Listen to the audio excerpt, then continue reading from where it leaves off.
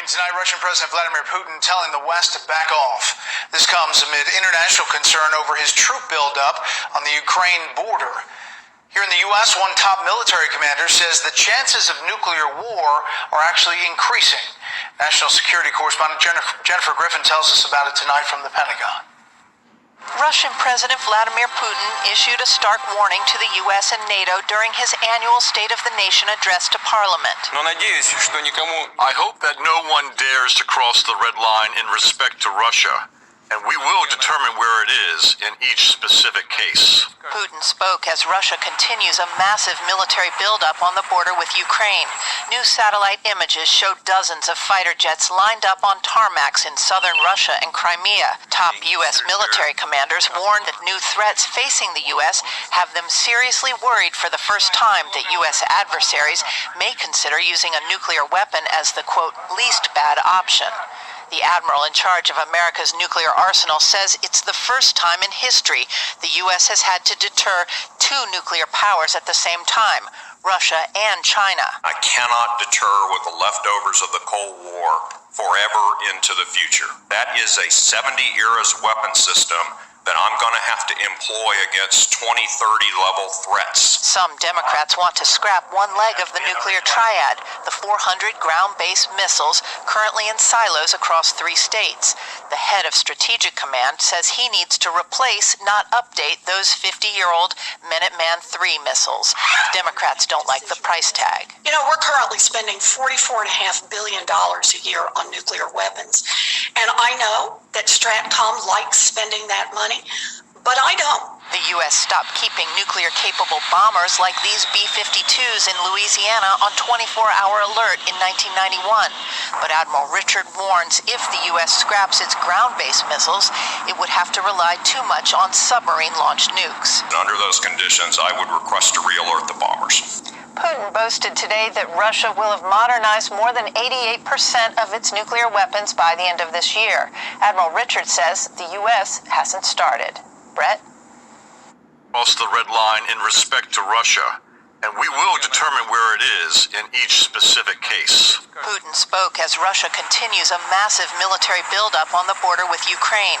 New satellite images showed dozens of fighter jets lined up on tarmacs in southern Russia and Crimea. Top U.S. military commanders warned that new threats facing the U.S.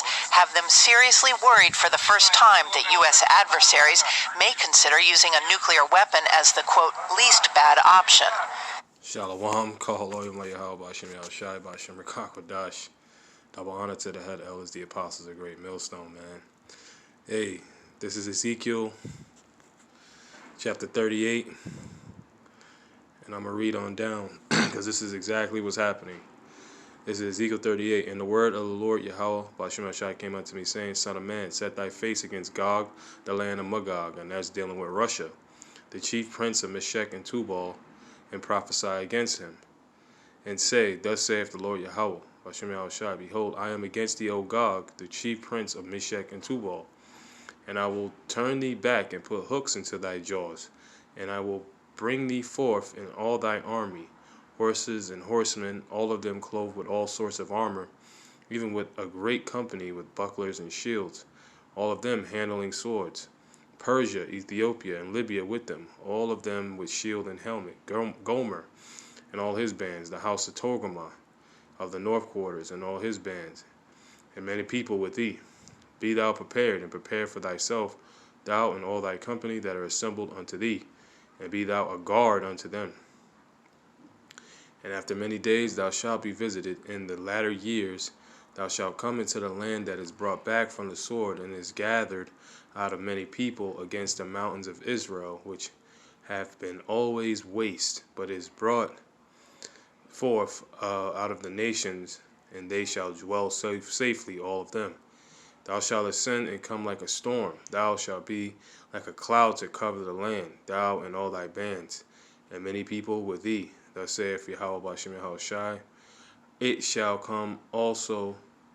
also come to pass that at the same time shall things come into thy mind, and thou shalt think an evil thought. And thou shalt say, I will go up to the land of unwalled villages. I will go to them that are at rest, that dwell safely. all of them dwelling without walls and having neither bars nor gates. It's America. To take a spoil and to take a prey, to turn thine hand upon the desolate places that are now inhabited, and upon the people that are gathered out of the nations which have gotten cattle and goods that dwell in the midst of the land. So, man, we're going to watch this again, man. Lord willing, man. I mean, this is what's happening.